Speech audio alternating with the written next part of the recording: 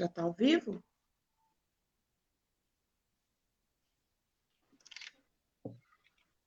Ei, Daniel. Manda bala, Bruno, é com você. Então vamos lá. Gente, boa noite.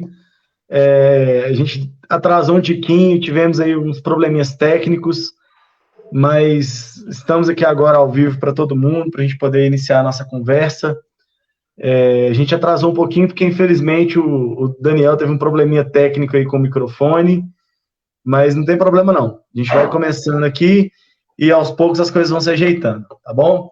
Então, boa noite, sejam todos muito bem-vindos. É um prazer a gente estar aqui hoje debatendo esse tema aí com vocês do ensino à distância, né, os desafios do ensino à distância em tempos de pandemia. É um assunto fundamental, né, importantíssimo no momento tão complicado que a gente tem vivido no país, no mundo inteiro, né? E hoje a gente tem aqui para conversar com a gente, né, sobre esse tema. Nós temos aqui a professora Camila Rosendo, da rede estadual, né, dos anos iniciais aí, na rede estadual de Minas Gerais. O vice-prefeito e também professor, também nosso colega de profissão, Paulo Lamac, vice-prefeito de Belo Horizonte. O professor Daniel Neri, diretor da Escola Estadual Arthur Gioviano, né, da rede estadual. E meu nome é Bruno de Carvalho Corrêa, eu sou professor da rede particular aqui de Belo Horizonte, né? Na verdade, da rede particular em Minas Gerais, eu dou aula também num cursinho numa cidade do interior. Então é isso, a gente está aqui hoje para debater esse tema, para discutir esse tema tão importante, tão relevante para a nossa sociedade, né? A gente tem enfrentado tantos problemas que é importante que a gente debata todos eles, né? E debata a educação aí, a gente está aqui para isso. Gente, vamos começar com as apresentações individuais, né? Cada um aqui vai se apresentar, vai falar um pouquinho sobre, né, falar as considerações iniciais aí, se apresentar para todo mundo, falar um pouquinho sobre cada um, beleza? Vamos começar com a Camila. Camila, pode se apresentar aí para o pessoal, falar um pouquinho sobre você. Tá, ok. Obrigada, Bruno. Boa noite, gente. Boa noite a todos. Obrigada, Daniel, pela oportunidade. Como o Bruno já adiantou, sou professora da rede estadual, formada em pedagogia. Trabalhei como educadora infantil um tempo e, posteriormente, desde 2013, sou nomeada do Estado e leciono nos anos iniciais do ciclo de alfabetização, na Escola Estadual Dr. Eusébio Dias Bicalho. E que bom que a gente está aqui hoje para poder discutir questões tão importantes. E é isso. Beleza, obrigado, Camila. Paulo, pode também falar aí para o pessoal um pouquinho sobre você, o pessoal, né, as pessoas, muita gente já te conhece, mas sempre bom falar um tiquinho também, se apresentar. Manda ver. Obrigado, Bruno. Prazer estar aqui com você, com a Camila, com o Daniel, que está nos anfitrionando aqui na página dele, no Facebook. É uma satisfação muito grande. Quero agradecer ao Daniel pelo convite. Realmente, conversar sobre os desafios do ensino à distância, nesse momento que a gente está vivendo, é uma questão super atual, super necessária. Eu acho que tem muitas perguntas aí para a gente poder conversar a respeito, principalmente o porquê, né, o para quê. E então é uma atividade que eu tenho certeza que tem tudo para ser muito bacana. E agradecer a presença dos nossos espectadores, tenho certeza que vai ser uma ótima atividade. Paulo Lamac, estou vice-prefeito de Belo Horizonte. Antes disso, eu fui deputado estadual, presidi a Comissão de Educação aqui na LEA de Minas, estive também na Câmara Municipal de Belo Horizonte, fui vereador 2 mandatos, mas isso tudo por conta do trabalho que a gente fez antes. Fui, durante vários anos, coordenador de uma iniciativa que discutia o acesso ao ensino superior na cidade. Que bom que o Daniel chegou, eu acho que ele chegou com áudio. Então, estão ouvindo agora? Perfeitamente. Tá vendo, meu? Quem sabe faz ao vivo. Né? Aqui não tem essa, não. Não é? Então, Pode concluir, Paulo. obrigado, Daniel. Então,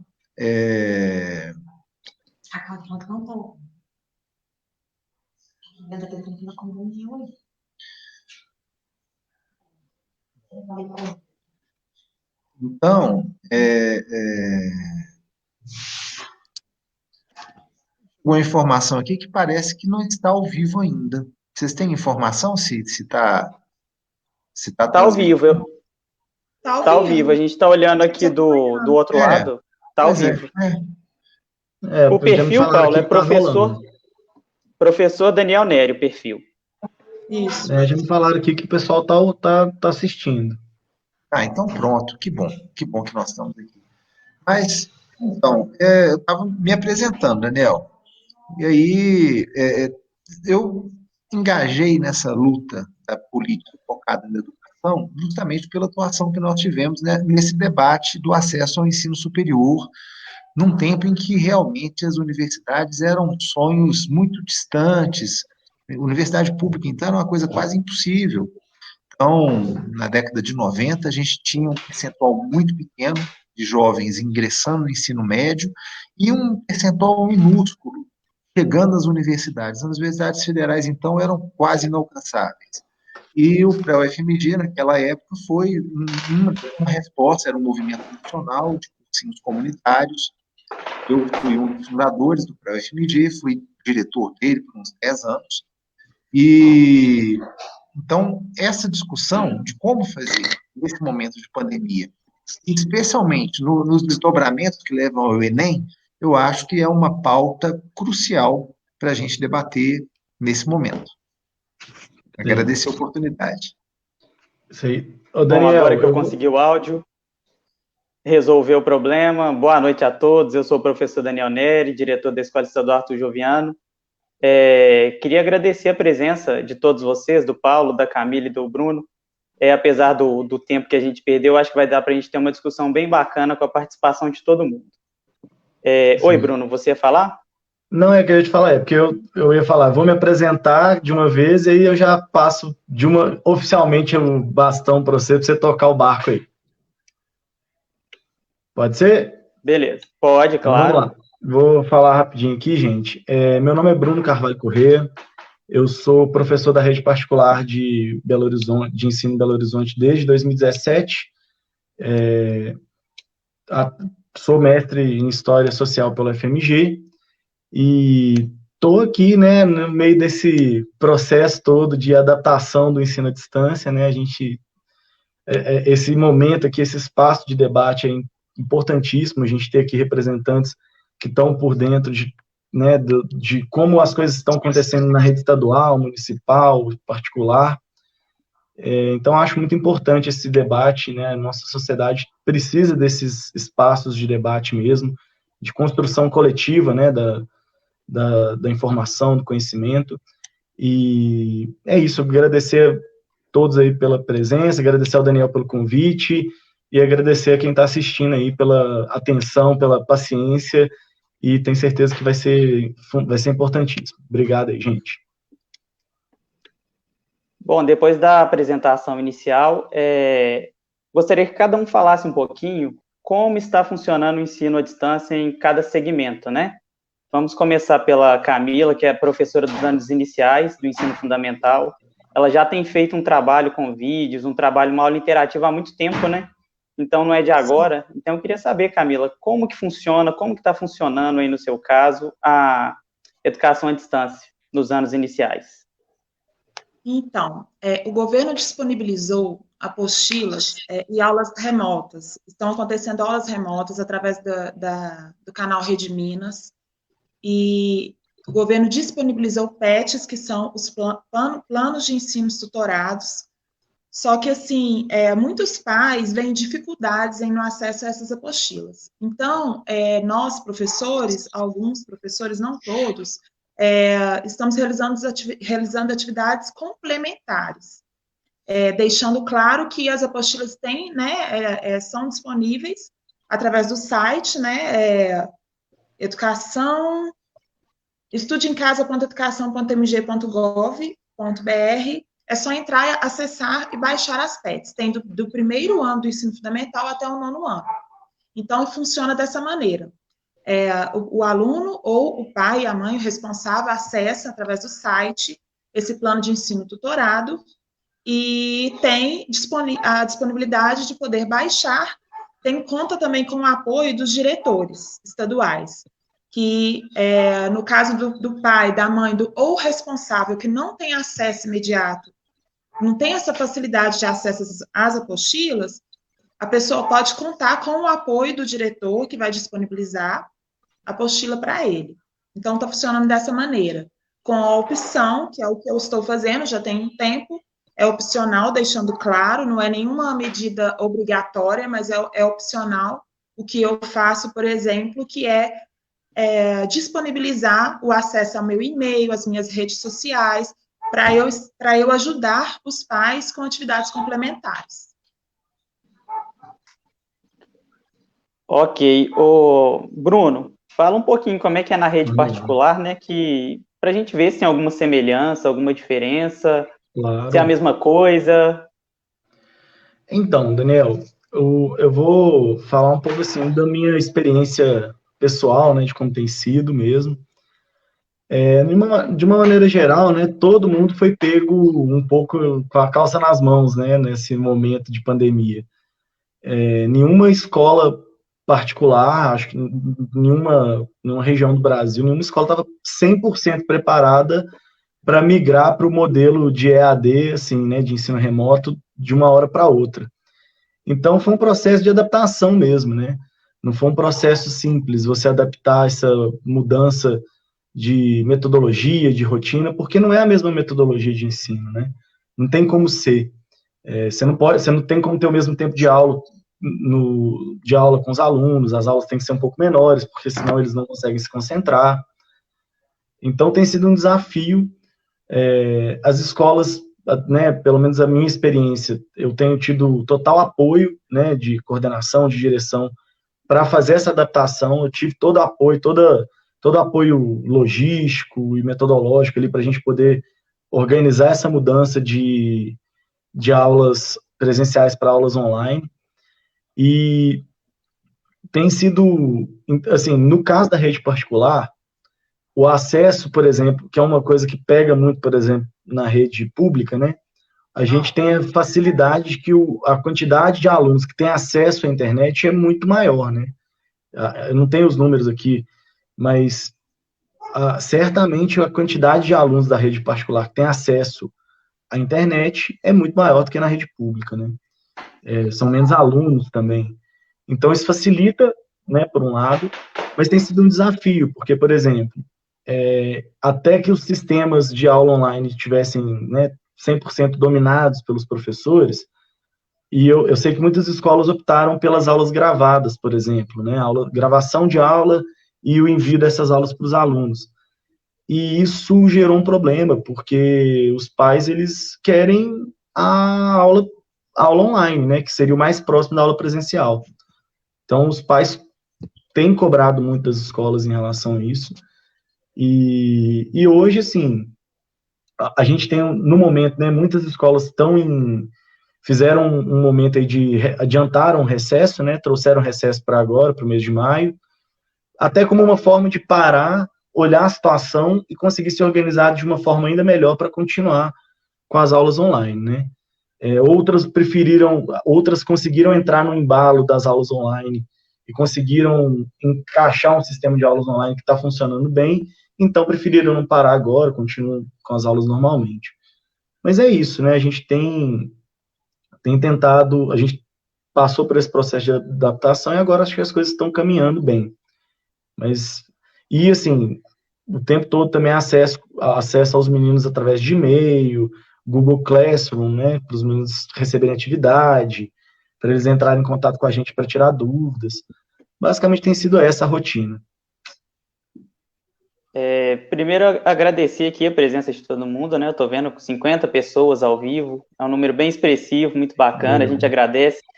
Estou vendo diretores de escola municipal aqui, diretores de escola estadual, servidores, né, da rede municipal e estadual também. Eu acho que é um espaço, uma discussão, uma oportunidade muito bacana da gente trocar experiências para melhorar, né, o ensino à distância para todo mundo, que é uma novidade.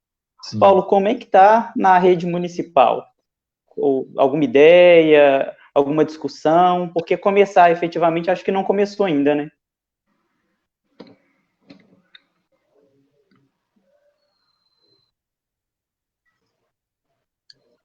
Estava mutado aqui. Agradecer aqui a presença. Mel, você me ouve? Vocês me ouvem bem? Sim, Bem, tranquilo. pode falar. Maravilha.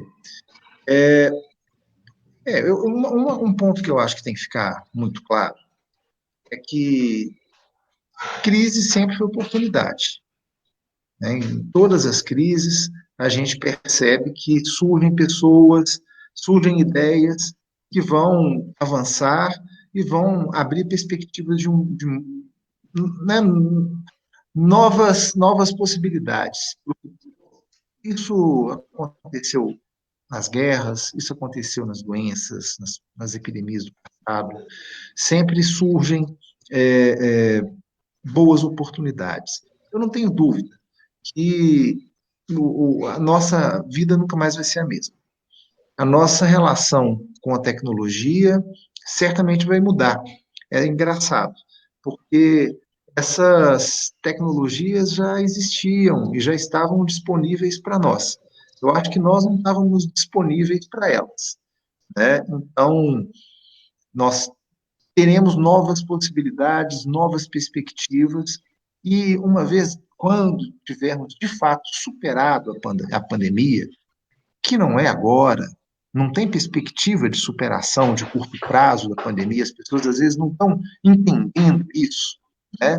A gente pode até flexibilizar o comércio, pode encontrar maneiras de fazer atividades, mas enquanto a gente não tiver, das duas uma, ou avanço na saúde, descobrindo vacina e ou um antiviral eficaz, né, comprovadamente eficaz, ou então tenhamos um percentual muito maior do que, mas muito maior do que a gente tem hoje, de pessoas imunes, né, por já terem tido o Covid, nós vamos ter que conviver com vírus em circulação.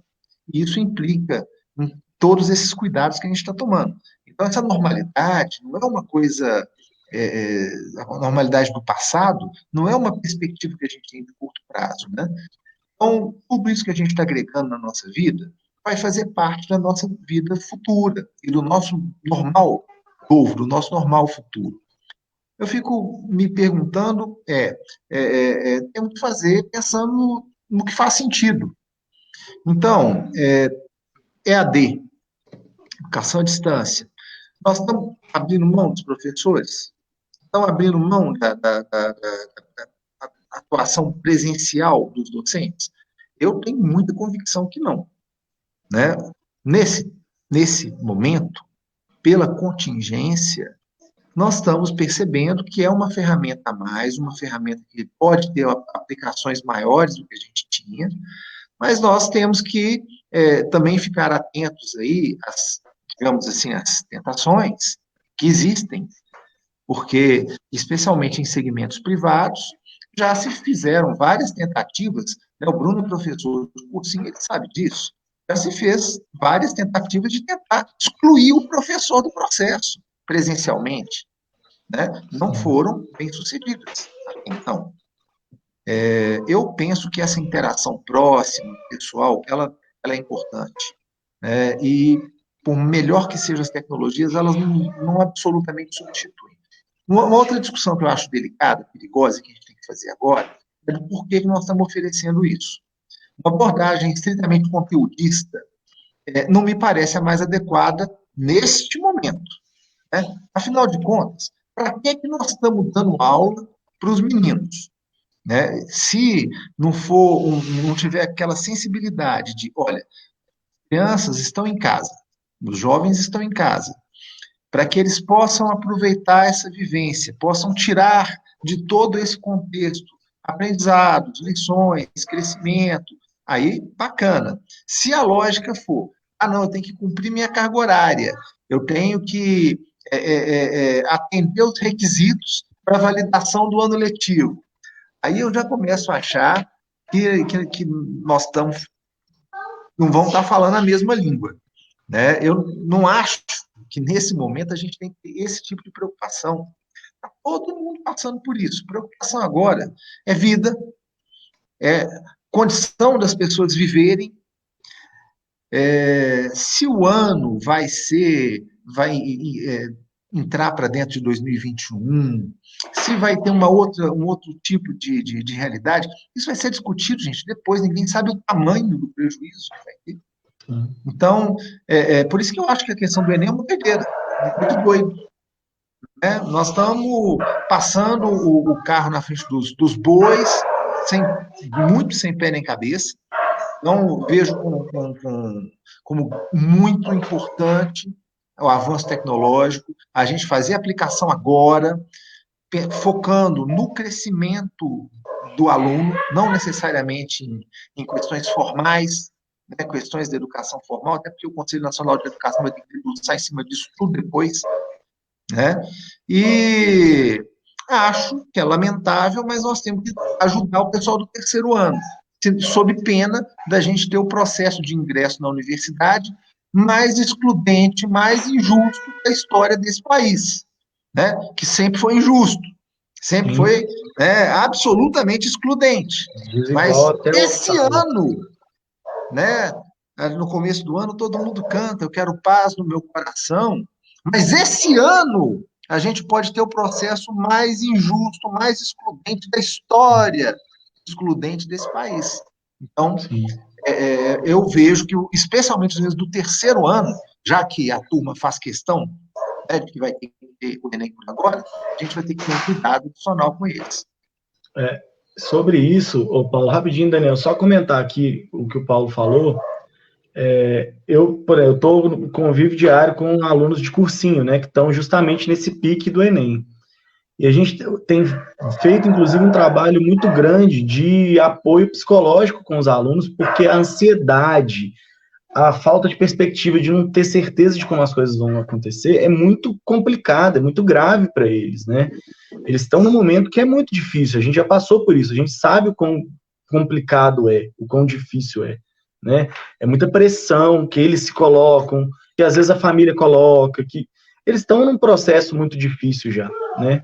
E essa incerteza que foi absolutamente descabida, né? Porque não havia necessidade de gerar essa dúvida, essa incerteza nos alunos. Era algo que poderia ter sido solucionado de forma mais pacífica, né? O adiamento, ele é fundamental, mas a gente vai falar mais na frente sobre o adiamento também, então vou segurar a onda aí, Daniel. Então, Paulo, concluiu por enquanto? Começamos, estamos aquecendo. Ok. Olha, eu tenho uma fala, que é o que eu passei para os meus professores, que nesse momento o papel do gestor, no caso, eu que fui eleito pela minha comunidade escolar, é não abandonar. Né? Então, nesse momento, a gente está procurando ao máximo dar o apoio e o suporte para todos os pais, alunos, fizemos live, estamos conversando com diversos pais via WhatsApp, criamos 2 WhatsApp, redes sociais, vamos enviar cartas para os pais que a gente não conseguiu contato, né, porque esse é um grande problema da rede estadual. Os telefones, os pais colocam telefones, daqui uma semana já não estão funcionando mais, não existem, não estão atendendo, então é uma dificuldade da rede estadual. E o nosso papel, né, eu entendo que o meu papel como gestor escolar, como diretor, é estar ao lado da minha comunidade escolar com a informação, o tempo todo. A gente está trabalhando 12 horas por dia para dar informação, para ajudar todo mundo, para enviar material, para auxiliar. Os professores a gente está criando um espaço alternativo para ter algum tipo de interação, né? Então, o papel meu como gestor, eu entendo ser esse, nesse momento. Alguém que tem que estar ao lado das pessoas para ajudar ao máximo, não deixar sem a informação. Fazer o possível e o impossível para chegar essa informação para que eles possam, e aí é um direito, fazer ou não fazer, tentar ou não tentar, né? Mas da minha parte, da parte da escola dos professores, a gente está muito empenhado que isso aconteça nesse momento. Exato. Quem quiser pode enviar as perguntas que nós vamos responder mais no final. Eu já vi que tem algumas aqui, mas a gente responde um pouquinho mais para frente. Agora tem um tema Daniel, que... Oi. Só fazendo um gancho que você falou sobre a interação, né, que eu acho que até o segundo ponto que você vai falar conosco, não sei nem se eu espero, mas é só fazendo um gancho. Você falou que tem essa interação direta, né? Que Sim. Você trabalha dessa forma, eu também trabalho dessa forma, e isso até bem criticado. Eu recebo muitas críticas por ter esse contato, por ter esse auxílio imediatista, né? Os pais conseguem, porque eu penso assim, como o vice-prefeito mencionou, a gente está numa pandemia, então é uma aflição para todos. Eu tento ter essa interação também o tempo todo, eu acho até que vai entrar no próximo assunto. Sim. Agora eu queria ouvir, vamos começar pelo Bruno, quais são os desafios, os grandes desafios desse ensino à distância até o momento, na sua opinião?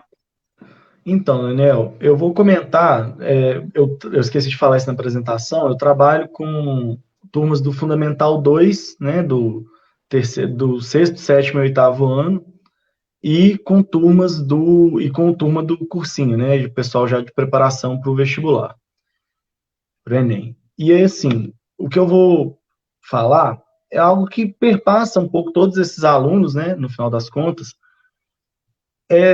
Eu tenho visto que tem sido muito difícil para os alunos, né, a questão do gerenciamento do tempo, né, de gerenciar o tempo e a disciplina para os estudos. Esse eu acho que é um dos grandes desafios que a gente tem, porque muitas vezes a família não tem ali, a gente fala muito da escola, né, e da instituição escolar, mas as famílias também estão se adaptando a isso. As famílias também estão aprendendo a lidar com essa nova situação. A gente tem pais que também estão passando pela situação de aprender a lidar com as tecnologias para poder trabalhar, né? E dentro disso tudo, o pai, no meu caso, por exemplo, no caso dos alunos do fundamental, os pais, eles precisam acompanhar o aluno, porque senão o aluno não vai conseguir gerenciar sozinho esse tempo, né? A maioria deles precisa ainda de um acompanhamento muito grande dos pais. E é difícil, né? Esse gerenciamento do tempo tem sido um desafio tanto para os alunos quanto para as famílias, né? Porque é isso, as famílias também estão ainda em processo de adaptação a esse novo modelo escolar. Os pais estão tendo que tirar mais dúvidas, muitos pais que às vezes não eram tão presentes na vida escolar passaram a ser presentes, tiveram que estar mais presentes, porque é isso, ou o menino não vai fazer as atividades, não vai, né, não vai ter o tempo correto ali para o estudo, para poder fazer as atividades dele. Junto com isso, você tem o estresse do confinamento, que é algo que é real, né? A gente também está em confinamento, a gente sabe como é, eu estou há bastante tempo sem ver direito a minha família, por exemplo, e a gente sabe que é um problema mesmo, a gente vai ter um aumento do número de depressão, de casos de ansiedade, porque realmente a gente está em casa tendo que lidar com as nossas questões, não é algo tão simples. Então, existem essas dificuldades, né, da adaptação familiar, a gente, como eu disse no início, a gente também, como escola, se adaptando a esse processo. A escola particular, né, é uma coisa que eu tenho acompanhado muito, eu tenho visto vários colegas que trabalham na rede particular. A gente tem um problema, né, na rede particular, porque ela não é composta só pelos grandes colégios que têm grandes lucros e que têm mensalidades muito caras. A gente tem uma rede particular que é composta também por escolas menores, que têm menos alunos, que têm mensalidades mais baixas, né?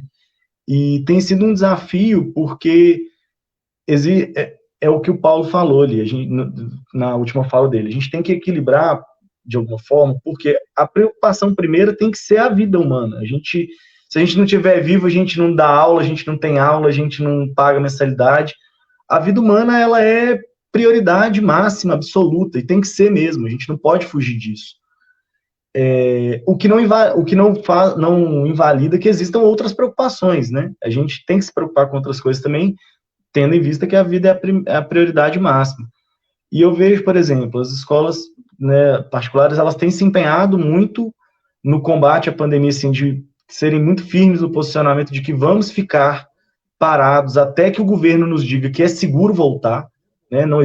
Eu não tenho visto, por exemplo, eu tenho o costume de acompanhar, né, o sindicato das escolas particulares, de ver os posicionamentos e tudo mais, e eu tenho visto uma postura muito firme assim, enquanto o governo não falar que é seguro, a gente vai ficar em casa, a gente vai ficar quieto no nosso canto, porque nós não temos que apressar as coisas, a gente tem que voltar quando for possível.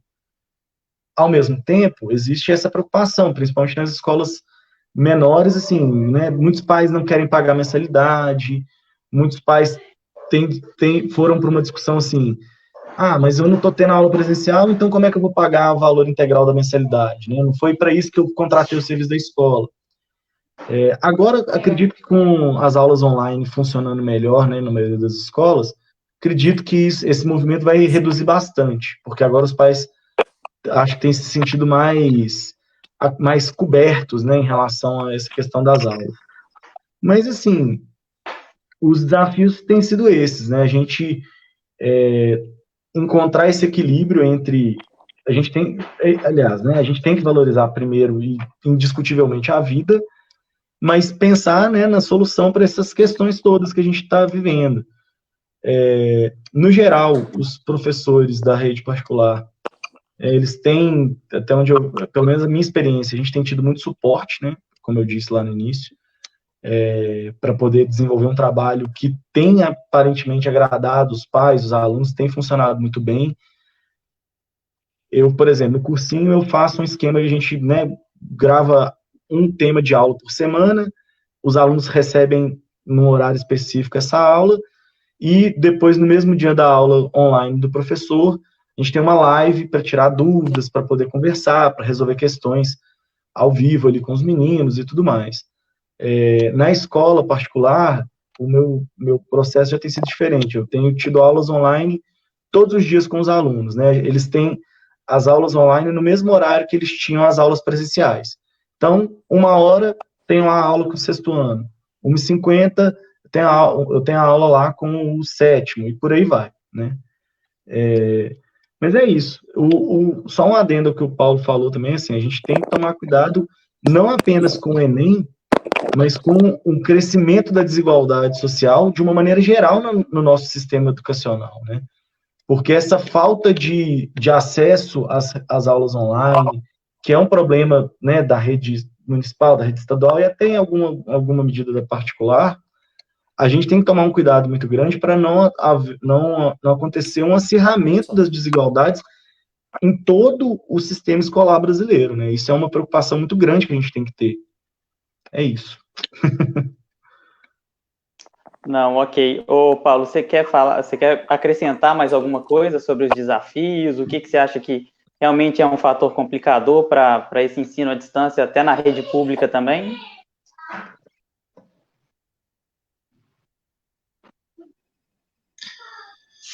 A rede pública está desbravando, né? Eu desejo que isso fique inclusive como legado para a rede pública, uma maior capacidade de trabalhar com ensino à distância, enriquecer as atividades com educação à distância. Então, mas trivial não é. No caso aqui específico da Prefeitura de Belo Horizonte, em termos de EAD, nós estamos mais ou menos assim, na década de 1970, tá? Começando a inventar o computador, a internet, é um sonho, é um desafio, é um desafio. Então, as redes públicas, elas têm um caminho longo a percorrer.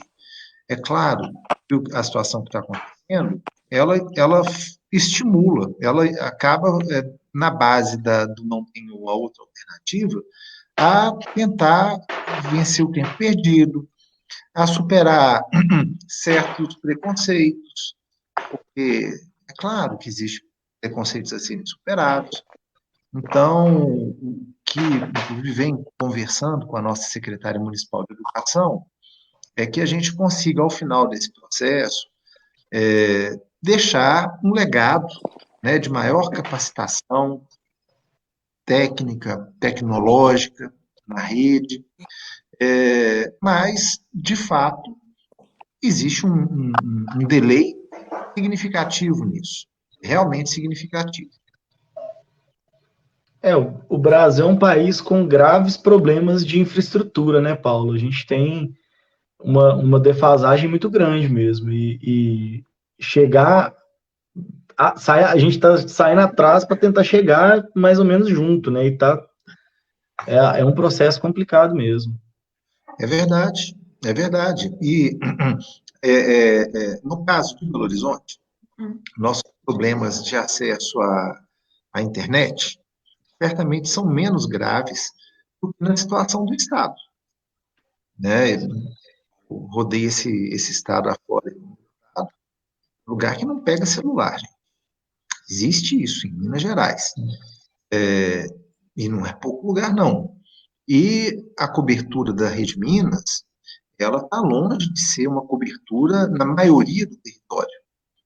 Então, nós temos problemas logísticos concretos, é um território muito grande, um território de tamanho, né, maior que muitos países, do tamanho da França. Não dá para a gente achar que é uma coisa assim, basta querer fazer e fazer. Não é bem assim. Então, por isso que eu insisto muito. Por que nós estamos fazendo? Com qual objetivo nós estamos fazendo? Né? No voluntarismo, a vontade de fazer, a vontade de mostrar um resultado, é bacana, mas isso tem que ser muito bem claro, especialmente na rede pública. A situação da rede privada, eu acho que o Bruno foi muito feliz. Ele colocou a questão de sobrevivência. Né? São instituições de ensino, tem excepcionais instituições de ensino privadas, e é uma questão de como fazer caso exista uma paralisação simplesmente de todo o fluxo. A escola não recebe mensalidade, não paga professor, tem escola que paga aluguel, é uma questão objetiva. Absolutamente, é uma questão objetiva. E é legítima. É absolutamente legítima. Não adianta a gente querer ser hipócrita de falar, não, eles têm que se virar. Como? Como? Né? Não sei como que o cara se viraria. Agora, a rede pública, que tem uma lógica absolutamente diferente, ela tem que entender muito bem qual que é o objetivo dela e para quê. Né? Não pode simplesmente ceder ao ímpeto de querer fazer uma coisa bonitinha para falar que está fazendo. Né? Aí eu acho que tem uma pegada um pouco diferente e tem uma complexidade, aí tem esse atraso tecnológico, tem um delay que dão complexidades muito maiores. Né? A gente vê, não está sendo fácil. Não está sendo fácil para o Estado fazer, né? Vocês estão participando disso, está sendo fácil fazer o que está fazendo. Então, e eu não sei se tem certo ou se tem errado, não. Acho que nós temos que ter abertura de espírito, entender o que nós estamos vivendo, que ninguém nunca viveu. Não tem, eu não concordo com quem fala que isso é muito certo, isso é muito errado. Ninguém nunca viveu isso, gente. Nós não sabemos quando é que vai acabar. Então, o debate ele é válido e necessário, que as conclusões venham, mas elas só vão ser validadas pela prática, que a gente ainda vai viver. Sim. Eu acho, Paulo, que essa fala é muito feliz, né? A gente tem que achar caminhos, achar meios, claro, principalmente preservando a vida, mas com muito cuidado, com muita sabedoria, com muita tolerância, respeito à opinião do próximo, né? Que eu acho que é o que está faltando muito no nosso país nesse momento. A gente pode ter opiniões diferentes, né? Ideologias diferentes, mas desde que a gente tenha um espaço para debater essas opiniões e respeitar cada uma delas, é a nossa possibilidade de crescimento, né? De todos nós, da sociedade, de um modo geral. A gente tem que abrir caminhos de diálogo, né? A gente tem que dialogar como sociedade para poder superar essa crise de proporções gigantescas que a gente está vendo, né? No caso das escolas particulares, o Paulo falou mesmo, a gente é uma luta de sobrevivência, né? Porque é isso, quando a gente fala em escola particular, o pensamento imediato é justamente nas grandes escolas, porque são elas que a gente conhece, que são mais famosas, né? E essas grandes escolas, elas talvez tenham uma possibilidade maior de lidar com esse momento. Tem um fluxo de caixa maior e tudo, enfim, tudo isso. E a gente esquece que o número de escolas particulares que são menores e que dependem, e que, assim, o preço de 1, 2, 3 mensalidades não pagas, ele é muito grande, ele afeta muito a escola. O número de escolas, assim, é muito maior do que o de escolas que têm um número grande de alunos e que tem um fluxo de caixa gigantesco. Então, como o Paulo falou, uma hipocrisia muito grande a gente fingir que isso não é um problema, até porque a gente está falando em postos de trabalho, né? A gente está falando de centenas, de milhares de professores que podem ficar sem salário, que podem precisar, ser uma escola. Gente, uma escola que fecha as portas, você tem dezenas de professores que são demitidos, que vão ficar sem emprego, em meio a uma crise. Então, a vida é a prioridade máxima, mas a gente não pode ignorar que existem esses problemas, né? A gente não pode fingir que eles não existem, a gente tem que debater eles e tentar encontrar soluções. Sim, eu vou perguntar a Camila agora, até para a gente cumprir o horário, né, já que atrasou um pouquinho. Ô Camila, você dá aula para o segundo ano dos anos iniciais, não é isso? Isso. Pois é, eu acho que é uma faixa etária mais complicada ainda de ter essa interação, de ter esse estudo à distância, né? O que você acha que realmente é um problema nesse aspecto? Então, a gente precisa fazer uma ponte, a gente faz uma ponte entre o pai, a gente vai até os responsáveis para fazer essa ponte até a criança. O mecanismo que a gente tenta utilizar é essas atividades complementares, é o que eu tenho feito. Eu fiz um canal no YouTube sem obrigatoriedade do governo, fiz um canal para que eles pudessem ter esse acesso. E a gente precisa também enxergar a realidade que o aluno está inserido, a bagagem do aluno. Muitas crianças não têm acesso à internet. Então, a gente tenta um acesso, a gente tenta fazer uma interação da maneira mais tranquila para as famílias. Então, é o que eu falei da crítica lá no início. Alguns pais me ligam, alguns pais entram em contato comigo pelo WhatsApp, outros pais falam, Camila, eu posso ir lá na escola, através do diretor. Então, cada aluno ele está inserido numa realidade diferente. E a realidade da escola pública é bem diferente da realidade da escola particular. Então, eu percebi que o pai, ele fica, e a mãe, né, os pais responsáveis, eles ficam agradecidos quando eu faço uma atividade complementar, onde eu aviso, vou enviar pelo WhatsApp, ele envia a atividade para a papelaria e imprime aquela atividade. Às vezes ele tem um acesso mais fácil, mais tranquilo, devido à realidade que ele está inserido, que aquele pai, aquela mãe, aquele tio, aquele responsável está inserido, ele tem uma facilidade maior do que acessar o Google Classroom, que é uma plataforma que foi sugerida pelo governo. Então, a gente precisa enxergar essa realidade e pensar também, Daniel, que a gente precisa verificar a saúde mental dessas crianças. Muito mais do que um ano perdido, será a cabeça deles diante disso tudo. Então, às vezes, um pai, uma mãe fica preocupado com um ano perdido, com a matéria. Eles precisam preocupar também, é o que eu queria falar aqui hoje, que eles precisam preocupar também como que isso vai ficar lá na frente. Toda essa loucura de colocar matéria em dia, sabe? É claro que o Enem é importante, que a gente vai falar daqui a pouco. Mas, assim, a gente precisa enxergar também que é preciso tranquilizar essas crianças. Muito mais importante do que a matéria, o conteúdo, né, o segundo ano completo, que é o que eu tento tranquilizar os pais. Eles têm acesso a mim, eu dou liberdade para eles terem esse acesso comigo pelo Facebook, pelo Messenger, pelo WhatsApp. Às vezes até suga a gente um pouquinho, sim. Só que é um retorno positivo para mim, porque eles estão no meio dessa pandemia, eles estão no meio desse caos. Então, o que a gente puder fazer para suprir, o que eu puder fazer para suprir esses pais, eu faço, essas crianças, porque eles estão ociosos. Então, é o que eu falei da realidade. Cada criança tem uma realidade diferente. A realidade da criança da escola particular é completamente diferente da realidade da criança da escola pública. Então, é isso que eu tenho feito. Eu tenho feito essas atividades complementares, vídeos interativos. A gente precisa repaginar. O professor, ele tem que diariamente, mensalmente, dar uma repaginada. A gente não pode ficar só com o que a gente estudou o Paulo Freire da faculdade. A gente precisa estudar novas estratégias, novos caminhos, novos projetos para chegar até esse aluno. Realmente, concordo completamente com você, né? A gente tem que tentar achar alternativas para encontrar um caminho de auxiliar os nossos estudantes nesse momento.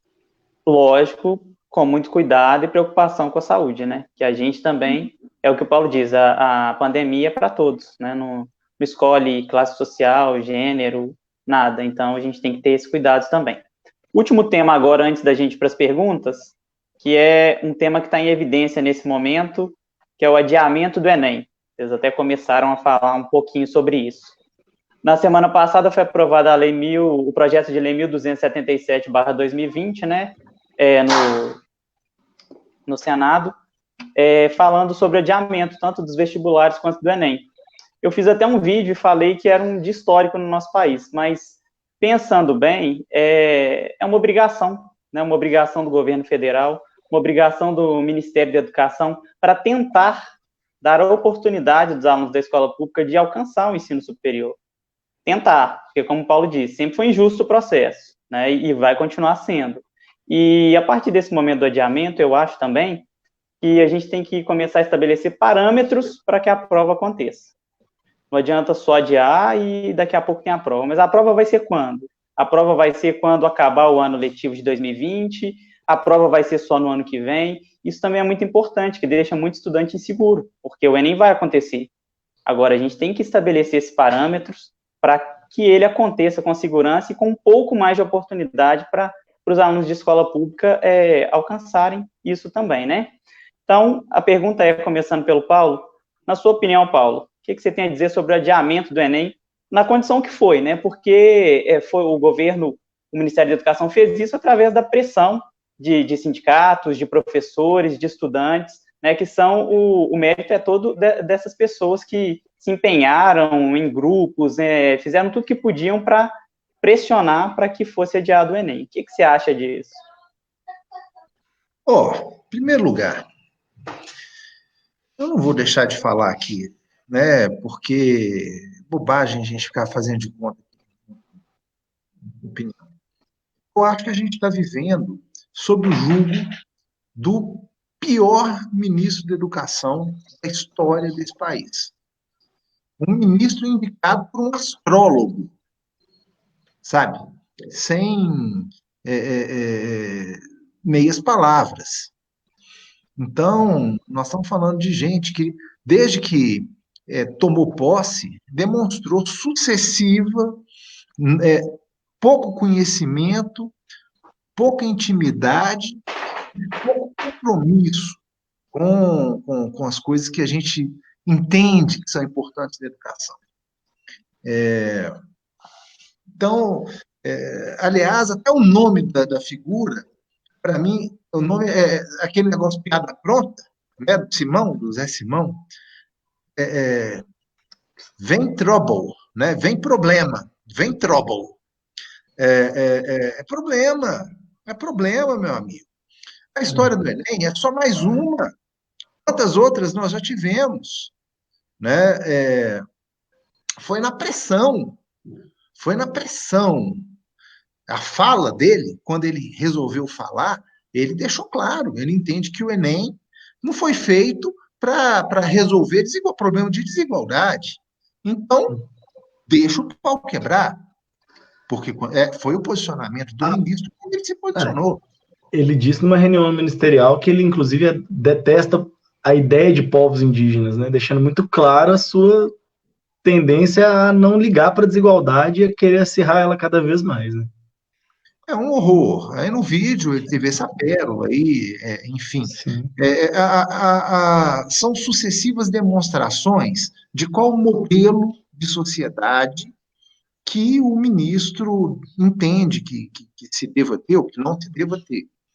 Então, para começar, não foi da vontade dele, não foi do desejo dele, tanto que ele deixou para o presidente do INEP fazer, né, as flexibilizações uma primeira fala de que poderia acontecer, né, até um adiamento, vamos deixar terminar as inscrições, e aí a gente avalia. Aí adia o Enem e depois adia as inscrições, né? Que bom, que bom. Então, antes assim, mas não vamos esquecer, a gente também não pode, só porque a coisa aconteceu, perder de vista o processo, né? Sim, Porque o processo, ele está no DNA do processo, qual que é a percepção e qual que é a intenção. O lance da intencionalidade é um negócio grave, né, gente? O sim, lance da intencionalidade. Importa o que você faz? É claro que importa, mas a sua intenção, a sua sim, motivação, ela, ela é relevante. sim. Então, está adiado, eu acho que é bom, acho que é positivo. Vamos ver o como vai ser tratado isso. Então, eu penso que o tempo ainda vai nos ajudar a discernir melhor, né? Sim. Qual é a ajuda objetiva? São perguntas simples, assim, o que o MEC está fazendo para ajudar as redes públicas a evitar que o Enem seja uma catástrofe de exclusão? Quais são as ferramentas que o MEC contratou, disponibilizou para as escolas, as formações que o MEC está disponibilizando para os professores públicos das redes estaduais e municipais, no que diz respeito ao Enem, é estaduais, né? Para evitar essa vergonha para essa administração. Eu não sei, eu não estou vendo a ação, eu estou vendo um ministro querendo subverter a relação entre os poderes, querendo Sim. botar Vai o fechar o ministro STF. do STF na cadeia. Eu estou vendo o ministro falando um tanto de batatinha, querendo se meter a político, querendo se meter, se arvorar. Caramba, o camarada não tem acúmulo, eu não vi a capacidade dele de acumular na área dele, né? Nós temos um problema gravíssimo de financiamento da educação. Ele não defende o financiamento da educação, meu amigo, sabe? Então, aí, eu acho que tudo passa a fazer parte da fantasia, do mundo fantasioso que eles tentam vender, que como se existisse, que na verdade tem um medicamento mágico que só funciona aqui no Brasil, que na verdade a Terra é plana, que na verdade eles estão enterrando pedra e batata dentro do caixão. Então, nós temos um universo paralelo, o universo, né, das pessoas que querem fazer com que o mundo seja diferente do que é. Então, eu não consigo levar para um outro lado que não esse. Adiou na pressão, e o que vai ser, se a gente não ficar em cima, vai ser catástrofe. Como é que não está mostrando 1 milímetro a que veio, né, no que diz respeito a reverter ou a contribuir de alguma maneira esse quadro. Se eu estiver, inclusive, gente, falando alguma bobagem, estiver desconhecendo alguma ação objetiva do Ministério da Educação, me elucidem, por favor, que nós estamos precisando, inclusive, aqui em Belo Horizonte, né? Então, pode ser por desconhecimento, tomara que seja, né? E não tem vergonha, inclusive, de retratar, de falar que estava errado, não tem problema. Eu só não estou vendo. É. Paulo, só aproveitando aqui o gancho do que você falou, né? Você falou uma coisa que eu acho fundamental da gente pensar nesse momento, que é pensar o atual ministro da Educação como uma engrenagem dentro de um processo maior, né? A gente vive um processo de desvalorização da educação e do papel do professor no Brasil já há muito tempo. A gente tem, por exemplo, esse movimento do Escola Sem Partido, né? Que é um movimento de tentativa de destruir a educação brasileira. Não tem outra forma de falar sobre isso, né? Basear a educação em coisas completamente fantasiosas, em uma visão completamente irreal do que é de fato a educação e do que é de fato o processo educacional dentro de uma sala de aula, né? Então, o atual ministro, ele é mais um capítulo num processo já longo de tentativa de destruição, de desmantelamento total da nossa educação, né? Eu acho que é importante a gente, inclusive, ver ele dentro desse quadro geral, né, desse quadro mais amplo, né, de ataque à educação. E o adiamento do Enem, eu consigo ver ele como um ponto positivo apenas de duas formas. A primeira, que você já falou, que é a questão de ter sido uma vitória da comunidade escolar, né? Isso é um ponto positivo. A comunidade escolar se uniu para evitar para adiar um pouquinho a catástrofe, né? Que até o momento é só isso. A gente adiou a catástrofe por 90 dias. O outro ponto positivo, que aí eu vou falar como professor que está em contato com os alunos, é que reduz um pouco do estresse, dessa ansiedade que os alunos estavam em relação ao futuro, né? Isso também foi positivo, deu uma reduzida nesse estresse, nessa tensão que eles estavam vivendo, mas é isso. A impressão que passa é que foi varrido para debaixo do tapete por mais 90 dias e eles vão tentar forçar a goela abaixo o Enem daqui a 90 dias depois do prazo inicial estabelecido. Então, assim, o adiamento, eu repito, ele é importante porque ele foi resultado de uma mobilização coletiva da comunidade escolar, mas é um desastre o que a gente está vendo na educação brasileira, né? Como você falou, Paulo, a gente tem um ministro que não parece, que está completamente fora da realidade, ele está preocupado com qualquer outra coisa, menos com a qualidade do ensino e na resolução dos problemas que a gente tem no ensino hoje dentro do Brasil, dentro do nosso país. A gente precisa de alguém que tome medidas efetivas, em vez de ficar batendo papo com um astrólogo e tentando saber se o cosmos vai ajudar amanhã ou não, né? É uma situação gravíssima o que está acontecendo, né? A gente precisa de medidas que sejam realmente efetivas, em vez de ficar olhando o tempo passar e fingindo que não está acontecendo nada, né? A gente precisa de pessoas que representem esses estudantes, que os vejam como pessoas que estão estudando há um tempo e que não é uma coisa que em 90 dias vai resolver. O que vocês falaram, o vice-prefeito e o professor Bruno, foi bem o que eu queria falar também. Então, eu até como servidora pública, eu tenho que me abster de muita coisa que eu penso, que é a minha opinião, mas que eu tenho que ter o discernimento de não falar. Eu tenho que saber o que falar e o que não falar. Mas é um pouco tudo que eu penso também. A gente precisa ter... o que foi resolvido, o que foi decidido, foi a escolha mais sensata e plausível. Mas isso não significa que vai se resolver. O MEC precisa, né, trazer respostas que não sejam, que sejam realmente eficazes. Adiar para 90 dias não vai resolver, vai ser realmente uma catástrofe. Então, precisa de medidas que realmente justifiquem, que realmente vão fazer sentido para esses estudantes. É preciso haver esse respeito também, com crianças, com estudantes que não têm ali um computador, um acesso à internet, que estão se virando. A gente vê reportagens aí reais do que eles estão fazendo.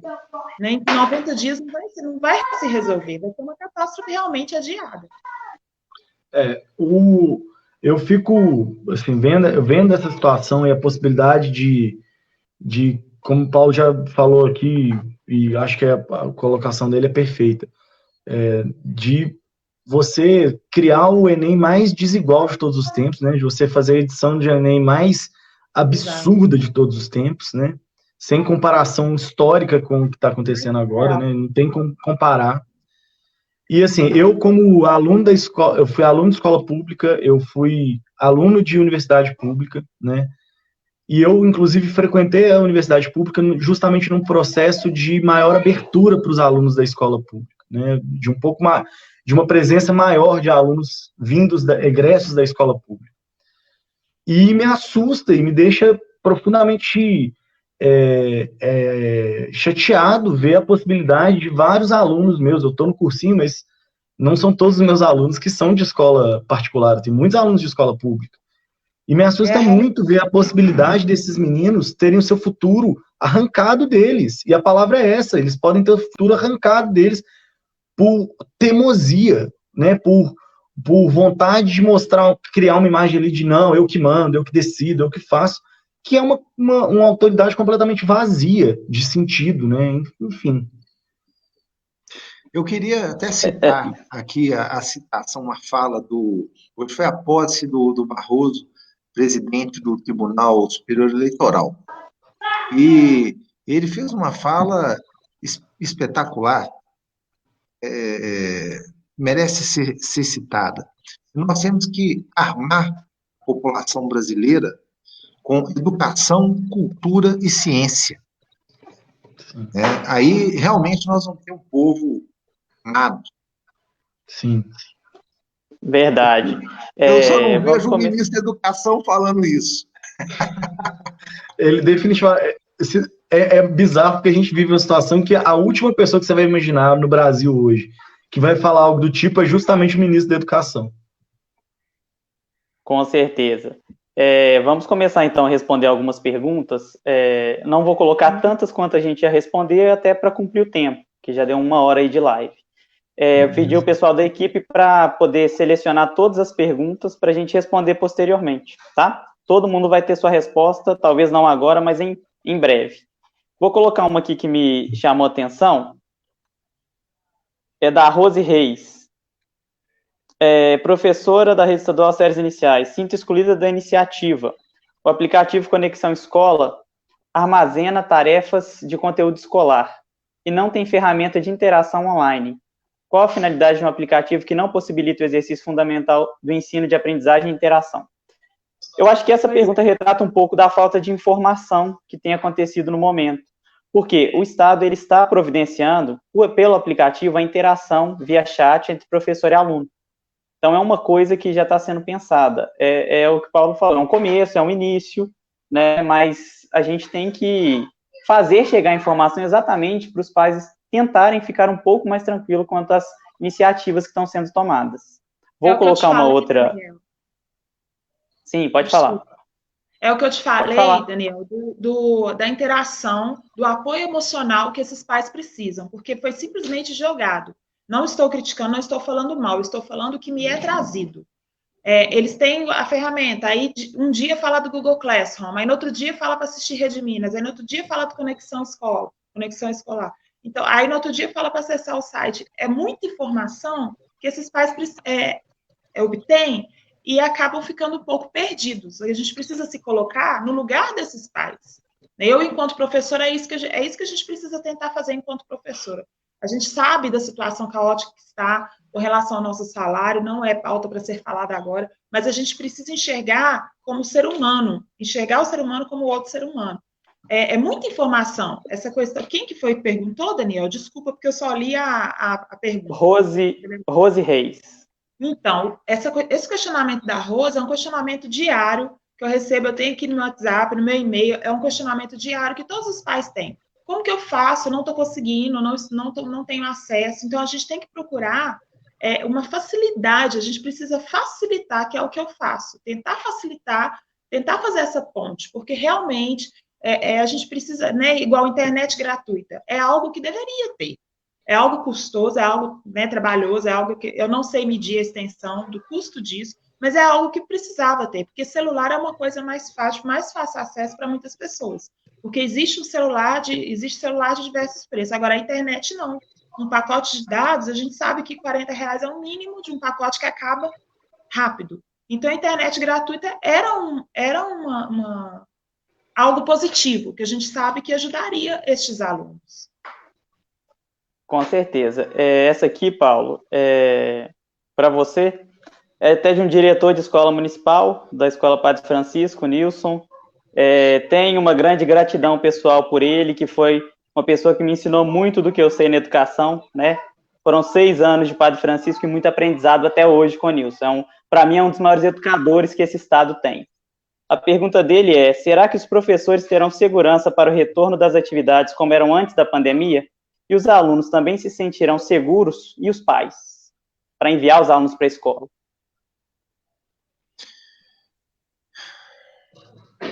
São perguntas mais do que válidas. Nós todos temos essa dúvida.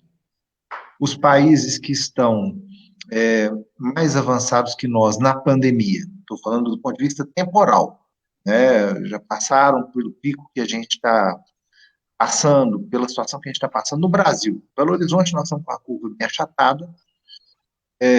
o que não quer dizer que nós não vamos ter problemas mais graves do que não.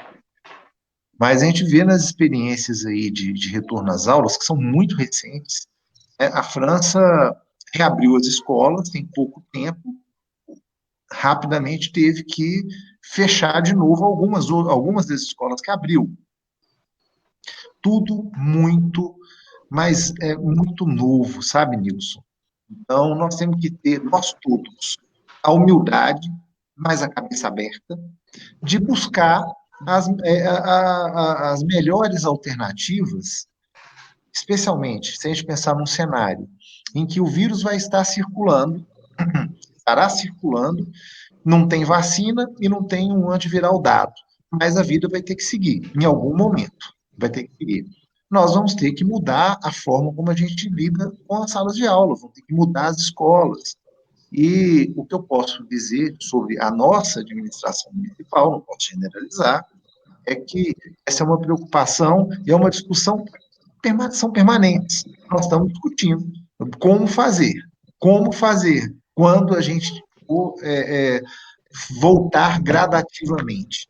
E uma coisa é certa, não dá para voltar no modelo antigo, né? Não dá para deixar o coleguinha sentado na cadeira colada do outro coleguinha, porque a criança ela é um vetor de transmissão do vírus. Então, a gente não é só o problema da escola, é que vira um problema de saúde pública, um problema que extrapola, né, transborda a educação. Então, não vai dar para a gente lidar da maneira, lotação de sala de aula do jeito que é. O recreio, como é que vai ser o recreio, cara? Você vai falar para os meninos que não pode correr, que não pode um encostar no outro, que não pode rolar no chão. Então, tem muitas perguntas, além dessas que o Nilson nos trouxe, que nós vamos ter que responder. E eu acho que aí a responsabilidade é dar conta de responder isso, construir as respostas junto com os profissionais e antes de voltar, porque essa exposição ela é para os profissionais da educação, ela é para as famílias, porque basta um menino contaminado numa sala de 40, daqui a uns dias nós temos 40 famílias contaminadas, espalhando vírus para tudo quanto é lado. Então, é uma problemática que ela é robusta, ela é gigante, e ela, pelo menos por enquanto, ela não tem todas as respostas. A pergunta do Nilson está ligada um pouco com a fala. Eu não sei se foi a Camila que fez, porque a gente espera que o governo nos garanta segurança. Governos que garantem segurança, eles tendem a estar te enganando, né? Porque num contexto como esse, né, nós temos que ser realistas. Né? O risco existe, ele está posto, e qualquer ação que a gente faz, ela envolve um nível de risco. Nós não temos vacina, não temos um antiviral, não temos uma forma de garantir, né, tem uma máscara, as máscaras, quando todo mundo usa, você tem uma redução fantástica. Mas o que vai garantir que o menino não vai tirar a máscara, que não vai beijar o outro, que não... Criança. Então, aí, Nilson, te digo o seguinte, é um plano seguro, é ter clareza na situação, é não enganar os outros, que é o tipo de conduta que a administração Calil procura ter. Não vão ficar dorando nem passando pano, né? Vão lidar com as coisas do jeito que elas são, para que, quando retornar, todo mundo tenha muita consciência, muita clareza do que está acontecendo e do que pode ser feito. Eu acho que é o máximo que a gente pode oferecer agora, é clareza, honestidade e construir as coisas em conjunto. Ô Bruno, eu vou colocar aqui uma pergunta, e aí você responde, se quiser fazer alguma observação, até pelo tempo que a gente já está estendendo bastante. A pergunta é do Fernando Araújo. É possível que os alunos fechem o ano letivo no segundo semestre? Na sua opinião, o que você acha disso aí? Então, Daniel, Fernando, obrigado pela pergunta, né? O que eu posso dizer é que a gente vai ter uma situação muito complicada, porque o governo já soltou uma portaria, né, desobrigando os 200 dias letivos. mas as 800 horas de carga horária foram mantidas, né? E é um desafio. O que eu tenho lido, por exemplo, é que já para os representantes, por exemplo, do Cinep, eles já consideram como algo dado que a carga horária das escolas vai ter que aumentar até o final do ano, caso haja o retorno das atividades escolares, né? Das atividades presenciais. É algo complicado, a gente não sabe como é que vai ser ainda, né? Ainda está muito a gente está muito é o que o Paulo tem falado assim durante a live, né? A gente tem que também, em alguma medida, a pandemia exige que a gente vá vendo no meio do caminho, no meio do processo, o que a gente vai fazer, né? Não dá para ter uma certeza absoluta agora no meio de uma pandemia que a gente não sabe até quando vai durar. Eu estava vendo hoje um estudo da Universidade de Harvard apontando que, dependendo das circunstâncias, a pandemia pode durar até 2022, né? Então, a gente não tem certeza de como as coisas vão ser. Caso a gente consiga voltar com as aulas para o segundo semestre, vai ser uma questão mesmo de adequar o modelo educacional para a gente conseguir cumprir essa carga horária. Mas, assim, muito provável, eu particularmente, acho que vai ser difícil que a gente volte muito cedo, né? Eu tenho a sensação, pelas coisas que eu tenho lido, que eu tenho visto, que a gente volte tão rápido assim quanto muitas pessoas estão imaginando.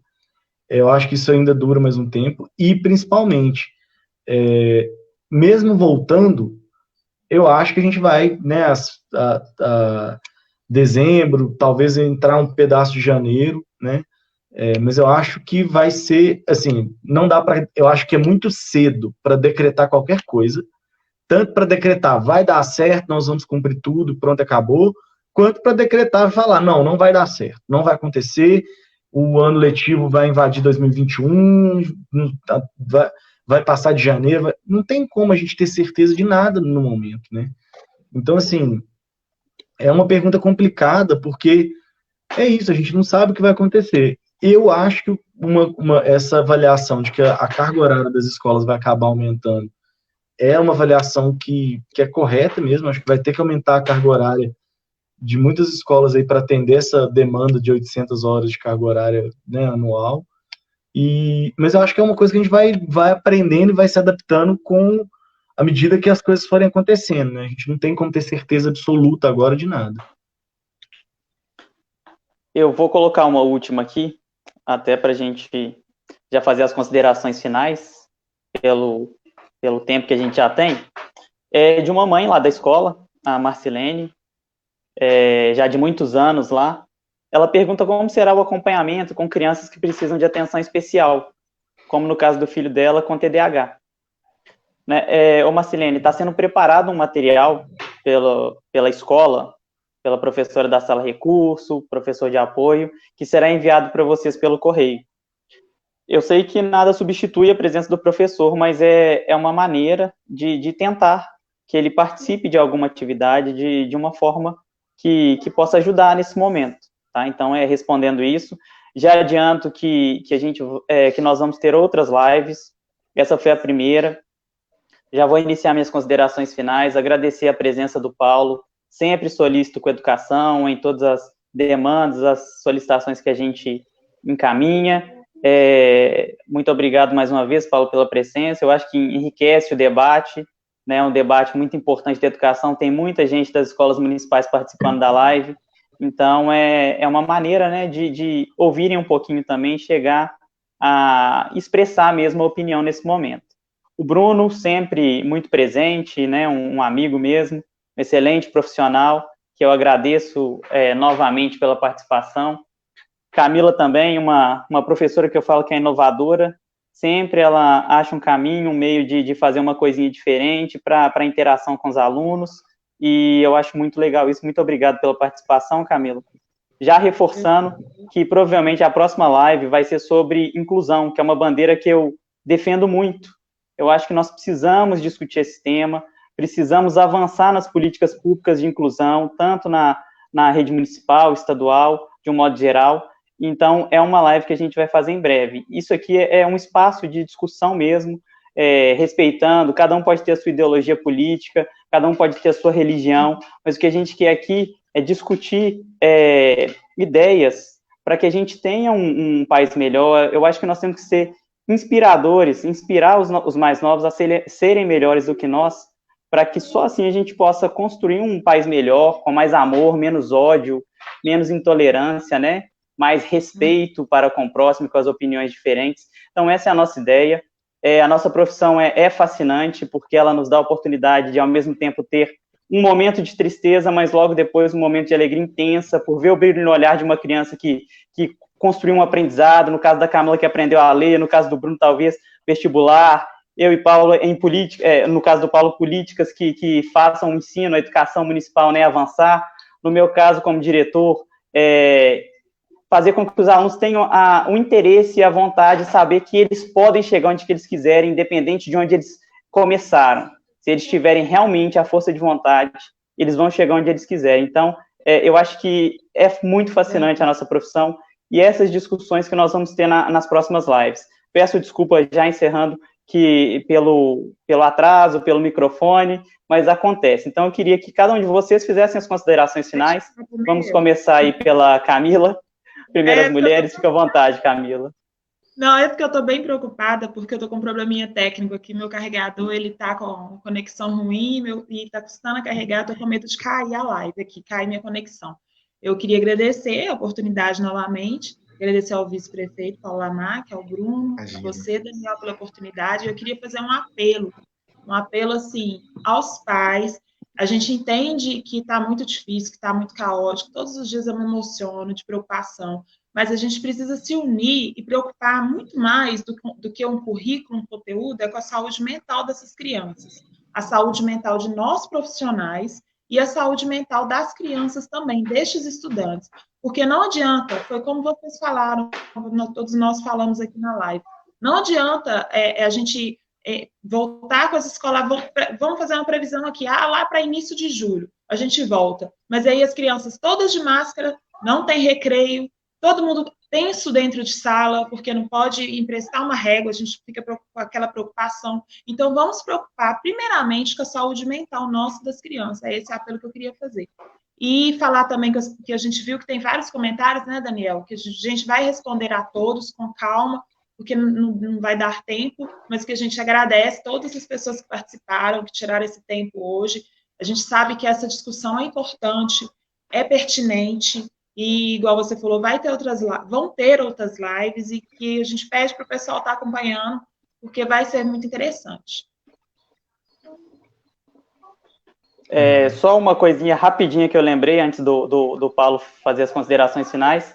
Nessa ansiedade que a gente também fica de ter algum caminho para interação entre professores e alunos, eu enviei hoje para a deputada Ana Paula Siqueira uma ideia para que seja discutida na Assembleia, para que possa ter uma interação através de cartas entre os professores e o aluno. É uma ideia voltada para a carta social, que hoje é só para o pessoal do Bolsa Família, né, beneficiários do Bolsa Família, que ela seja estendida às caixas escolares, que a gente possa ter um caminho de interação para o professor dar um incentivo, dar uma palavra de apoio nesse momento, né? Então, era só para falar isso aí, que eu acho que, se der certo, vai ser uma coisa muito boa para a gente tentar tirar um pouquinho dessa angústia de cada um, tanto do lado dos professores, quanto do lado dos alunos. Vai lá, Paulo, as considerações finais.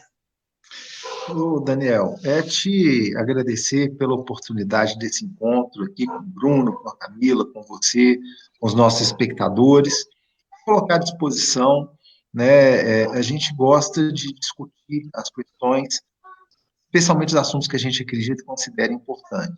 Então, estou 100% aberto a esse tipo de diálogo, esse tipo de debate, e acredito que nós precisamos disso, sabe? Especialmente debater com as pessoas que pensam diferente da gente, com respeito às opiniões que são, às vezes, o contrário do que a gente acredita, sem insultar, sem desqualificar, mas é isso que constrói a verdadeira capacidade de evolução da inteligência, né? Essa coisa de como lidar com o contraditório, com o dialético.